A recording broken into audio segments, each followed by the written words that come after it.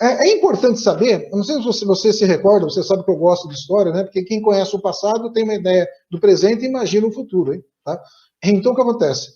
Se vocês se recordarem, na Segunda Guerra Mundial, começou dia 1º de abril de 1939 e foi até dia 2 de abril de 1945. Né? E quando estava acabando a guerra, né, três simpáticos senhores, né, foi Churchill, o Stalin e o Roosevelt, se reuniram no sul de Berlim, num palácio chamado Palácio de Potsdam. Potsdam teve o prazer de ter a minha presença lá, então por isso que é um palácio nobre. E lá realmente foi feito uma cúpula e eles decidiram bombardear o Japão. Né? Você se recorda que o Japão foi bombardeado por 2 vezes pelos Estados Unidos, com 2 bombas atômicas, uma na data de 6 de agosto de 45, tá? O nome do avião é o Enola Gay, e no dia 9 de agosto de 45, uma foi Hiroshima, e em sequência foi Nagasaki. Então foi no dia 6 de agosto, no dia 9 de agosto de 45, o bombardeio. Esse bombardeio elevou a quantidade de radiação no ambiente de forma esdrúxula, extremamente agressiva, quem não matou, quem não morreu na hora em função da bomba, a radiação ela ficou minando e começou a atacar as outras pessoas, e acabou desenvolvendo muitas doenças, principalmente doenças de tireoide. Como a gente já falou, a tireoide ela é ávida por iodo, e na radiação vem uma série de substâncias radiativas. Quando a gente vai ao dentista, ele coloca aqui um coletinho de chumbo, né? Ele vai fazer um raio-x para proteger a tireoide do paciente. Os dentistas são cuidadosos nessa situação. Isso faz com que a pessoa tenha essa radiação que ocorreu em agosto de 45, ela perdurou e agrediu gerações das pessoas que sobreviveram. E na época, quem acabou estudando a parte da tireoide no Japão foi um médico chamado Hashimoto. Por isso existe, quando a pessoa faz o diagnóstico, aparece tireoidite de Hashimoto. O fato, como você se recorda, eu já falei para vocês, havia um pesquisador na Inglaterra, no Reino Unido, estudando a tireoide, que era o Dr. Graves, e o Hashimoto no Japão. E depois acabaram percebendo que existe muita similaridade. Às vezes o pessoal diz que é a mesma doença. Então ela sai do estado de hipertireoidismo e entra no estado de hipotireoidismo. Então a gente tem que acompanhar. Então não é infrequente o paciente ir ao médico e o médico falar para ele, olha, você está em um hipertireoidismo. Daqui a pouco ele vai no outro médico, não, você não tem nada. Depois ele vai no outro médico, não, você tem um hipotireoidismo. Então ele sai do hiper, depois do estado normal e o hipo. E é a mesma doença, tá? Essas são as fases que acaba recorrendo, tá? Vamos voltar, então, a respeito dos nódulos de tireoide, o pessoal perguntou, 95% dos nódulos de tireoide, repito, 95% dos nódulos de tireoide são benignos e não tem maior problema. Normalmente a maioria é bócio coloide, que é uma gelatina que fica na tireoide, e não tem nenhum problema, e a gente chama um pouquinho mais a atenção, tá? Isso não é para ficar assustado, mas é para ficar um alerta, né? Quando normalmente quando são 3, 4 nódulos. Esses, normalmente, a história mostra, a experiência mostra que não tem maiores problemas. O problema maior é quando é apenas um nódulo. Esse nódulo é maior que 1 centímetro. Então, a orientação, muitas vezes, de fazer a biópsia, ou se ele tiver um aspecto ultrassonográfico que sugira algum processo de uma possível pré-malignidade. Então, como precaução, às vezes é feito. Mas somente 5%, repito, 5% dos pacientes que tem o nódulo desenvolve algum tumor, e o tumor de tireoide, por a tireoide estar de fácil acesso, a cirurgia é rápida e fácil, e existem excelentes médicos aqui na região, e são muito bem tratados, quem precisar não vai ter problema nenhum. Normalmente nessas situações, ou é removido um pedaço da tireoide, ou, dependendo da situação, na maioria das vezes é tirado a tireoide como um todo. Paralelo à tireoide, existem as glândulas paratireoides. Paralelo à tireoide e paratireoide. Normalmente em número de 4 a 6, e elas controlam o metabolismo de cálcio também. Então é importante que seja sempre acompanhado essas situações, quando o paciente tem uma cirurgia, às vezes precisa ver essa situação. Né? Outras coisas que afetam muito o funcionamento da tireoide, pode ser o próprio estresse, pode levar a uma piora da função da tireoide, o álcool, tá? E o cigarro, tá? E drogas de maneira geral. Então, estresse, cigarro e álcool. Ah, mas doutor, eu estou estressado. A pergunta é quem não está estressado? Agora você tem que ver realmente o que vale a pena você ficar estressado e o que é estressante. Né? Você tem que colocar como prioridade, né? o que vem primeiro na sua vida para que você possa entender a situação e ver realmente o que está acontecendo. Às vezes a gente prioriza a fechadura do carro, né? E na verdade, quando você tem que priorizar, realmente é o motor, o freio, né, do carro, né? Não a fechadura, se ela é bonita ou não. Ah, se ela é bonita, né? Você não é por aí o raciocínio, tá? Fizeram uma pergunta aqui outro dia a respeito do uso da levotiroxina, né? Repetindo, o Levoide, o Purão, o Eutirox, né? O Sintroide, né? Pode ser usada na gestação.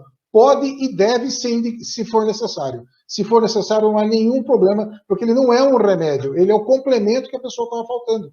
Tá? Mas se você pode, eu posso usar óculos na gravidez? Pode e deve, né? Você precisa enxergar. Então você coloca seu amiguinho, seu assistente para assuntos visuais, que é o nosso amigo óculos. Então você precisa. Então o remédio da tireoide a gente usa em grávida, usa em bebê, usa em adulto, usa em pessoas de mais idade, sem maior problema. Então o medicamento de tireoide não tem nenhum problema. Só que tem que acertar a dosagem. É que o pessoal, às vezes, é comum, a pessoa está ansiosa, eu tomo o remédio hoje que eu preciso que amanhã vai fazer efeito. É o exemplo que eu dei da planta, né? Estou me referindo ao hipotireoidismo, que é o mais frequente. A planta, ela está murcha, não adianta colocar água que à noite ela não vai já estar dando flor, a coisa demora um pouquinho mais. Então a gente tem que ter essa conexão e entender o que está acontecendo com o organismo. A pessoa toma um medicamento, às vezes, para a pressão arterial está elevada, demora, às vezes, 15 dias para fazer efeito. Medicamentos para ansiedade tem que ser lentamente para você ir corrigindo, né? Então, eu estou com febre, tomando Novalgina, 5 minutos abaixo? Não abaixa, gente. Tem que ir devagar, né? O organismo, embora seja uma máquina, lembra que é uma máquina perfeita. E ela tem regras, tem prioridades, né? Tudo na vida tem que ter regras, tem que ter prioridade. Se não tiver regra, não tiver prioridade, realmente vira uma bagunça. E virando bagunça, aí realmente você já sabe o que vai acontecer, né? Diabetes e tireoide, né? São duas entidades muito frequentes, é comum o tratamento entre ambas. Nenhuma interfere no tratamento da outra. O medicamento da tireoide não atrapalha o tratamento do diabetes. O tratamento de diabetes não atrapalha o medicamento da tireoide. Tá? Gestantes, quando diabéticas, gestantes, a gente passa a usar a insulina, também não tem nenhum problema o uso da insulina. Tá? E aí existe muita mística, muito folclore. Minha vizinha começou a usar insulina e ficou cega. Não foi por causa da insulina, gente. Você pode ter absoluta certeza. É uma coisa que você... Meu filho não sabia matemática, ele foi para a escola, piorou. Não piorou na escola. Então, o que acontece é o seguinte, a gente tem que ter um bom senso e entender, essas pessoas têm algum problema, o diabetes é uma doença crônica, prolongada, arrastada. Então, não é de uma hora para outra que se manifesta o diabetes tipo 2 em especial, né? O diabetes tipo 1 ele tem uma particularidade diferente, né? Porque é um início, por vezes, mais súbito, né? Na qual o paciente, por vezes, infelizmente, se faz necessário a internação em UTI, unidade de terapia intensiva, em função do aumento da taxa de glicose, há uma alteração da acidez do sangue, chamado pH sanguíneo, né? O pH sanguíneo varia de 7,35 a 7,45. E é feito um exame no paciente, que é chamada gasometria, para detectar quanto que ela tem de oxigênio, quanto ela tem de bicarbonato, pronto-socorro na emergência. Então, o diabetes não é simplesmente, está 300, jogo para 100, não é assim que funciona. Lembra que nós estamos lidando com o ser humano, nós estamos lidando com uma entidade biológica. As entidades biológicas, elas têm regras, né? Elas não trabalham, por exemplo, às vezes o pessoal trabalha numa fábrica, o gerente fala, eu quero esse relatório até amanhã. Você pode até querer, mas não é assim que funciona no corpo humano. Não, mas eu quero, a gente se depara com isso aqui. As pessoas elas estão no ambiente corporativo e ela acha que ela dá ordem que o pessoal tem que fazer. Não é dando ordem nem para o paciente, nem muito menos para o médico, que eu quero até amanhã essa tireoide em ordem, senão você vai ver. Vai ver o quê? Não tem como a tireoide ficar de uma hora para outra boa, né? Então, às vezes tem que convidar a pessoa a pegar o manual do convênio dela e procurar algum médico, vírgula, barra mágico, né?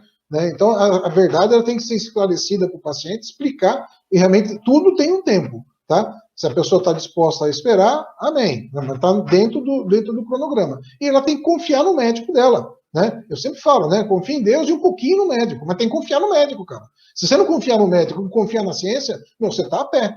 Você está a pé. Aí realmente fica difícil. Aí fica só crendice, né? E não, porque ouvi isso, ouvi aquilo, ouvi no YouTube. Você vê nesse canal, tudo bem. Existem canais muito bons também que a gente recomenda. Mas você sabe que existe uma gama muito grande de pessoas oportunistas que colocam informações, muitas vezes somente para ganhar views, ganhar o joinha, sem nenhuma base científica alguma, né? Você veja o exemplo da vacina, um monte de gente discutindo sobre vacina A, vacina B, vacina C, aí você pergunta para a pessoa, por favor, explique o que é bactéria, o que é vírus, o que é fungo, o que é levedura e o que é uma tartaruga. E a pessoa não sabe. Não sabe nem a diferença da tartaruga e da bactéria, é complicado. Né? Então a pessoa quer discutir um assunto, aí você começa, então me dá o direito de fazer uma pergunta. Né? Poderíamos fazer isso para os ministros da saúde, né? Se eles sabem o que é uma bactéria. Se eu souber, ok. Mas alguns, infelizmente, não sabem o que é uma bactéria, não sabem o que é um vírus, e está lidando com a nossa vida. E lembrando que somos nós que pagamos o salário deles. Né? Como eu pago, eu posso falar. Vocês também pagam, podem falar. Mas não vamos deixar que o assunto na política é só um desabafo aí. Nós vamos falar a respeito da nossa amiguinha diabetes, né? E da tireoide. Eu espero que vocês... Bom, isso foi um bate-papo rápido, né? A pessoa com hipotireoidismo pode ser mais suscetível a ter depressão? Sim, ela pode ser mais suscetível, principalmente se ela tiver com um quadro de tireoide descompensada. Se ela tiver com os hormônios normalizados e fizer um bom acompanhamento, na maioria das vezes, dona Maria, não há maiores problemas. Mas ela pode estar suscetível sim, tá? E com o passar da idade, isso aumenta mais, porque existem outros fatores que são agregantes, né? Excelente pergunta, né? Tem algum alimento específico que não é legal para quem tem Hashimoto, né? Refrigerante é o grande vilão da história. O refrigerante tem uma substância chamada ácido fosfórico. Aí vai para os químicos de plantão, né? H3PO4, peso molecular da criatura, 98. Trabalhei muito com ácido fosfórico. E aí o que acontece? O ácido fosfórico, ele está presente em todos os refrigerantes, faz parte, né? E o refrigerante, o ácido, por definição, de arranhos, é toda substância química que, quando colocada em água, libera o único cátion positivo, que é o hidrogênio. A Sandra, que é química, se eu estiver errado, me corrige. E tem arranhos, já dizia que os ácidos são azedos. Tanto é que a gente vomita, né? Que tem o prazer de vomitar. Sabe que o vômito vem aquele gosto ruim, azedo, amargo, é por causa do ácido que está no estômago. Nosso estômago, nós temos um ácido, que é o ácido clorídrico, né? Peso molecular 36,5, né? É formado pelo cloro e pelo hidrogênio. Esse ácido presente no refrigerante dá uma característica ele acaba conservando o refrigerante. Então, por isso que a gente fala que o refrigerante não estraga, né? Mas o refrigerante realmente é uma coisa que tem que ser banida, porque ele piora muito a tireoide. Dente, tireoide, ossos, né? Disfunção sexual, atenção. Realmente é uma coisa que realmente tem que ser tirada. Primeiro porque, tecnicamente, não é um refrigerante. O refrigerante é uma coisa que refrigera. E se é um alimento que é calórico, ele não pode refrigerar, né?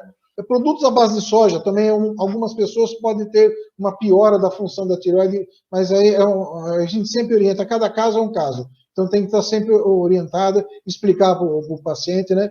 E a paciente, às vezes, com mau humor, às vezes a gente recebe aqui no consultório, eu tenho um paciente que eu atendi alguns dias atrás, eu me recordo a primeira vez que eu atendi, era um homem, simplesmente mal-humorado, não estava contente com nada, reclamava da recepção, reclamava que não tinha onde estacionar o carro, queria que eu arrumasse estacionamento para ele. Eu falei, liga para o Luiz, né? Eu falei, que Luiz? É o Luiz Fernando, né? É o prefeito da cidade, fala com ele que você quer um estacionamento VIP só para você. É impossível, né? Então o relacionamento já começou meio tenso, mas ele estava totalmente descontrolado, a tireoide, dei o medicamento para ele. Hoje o cara ali é outra pessoa.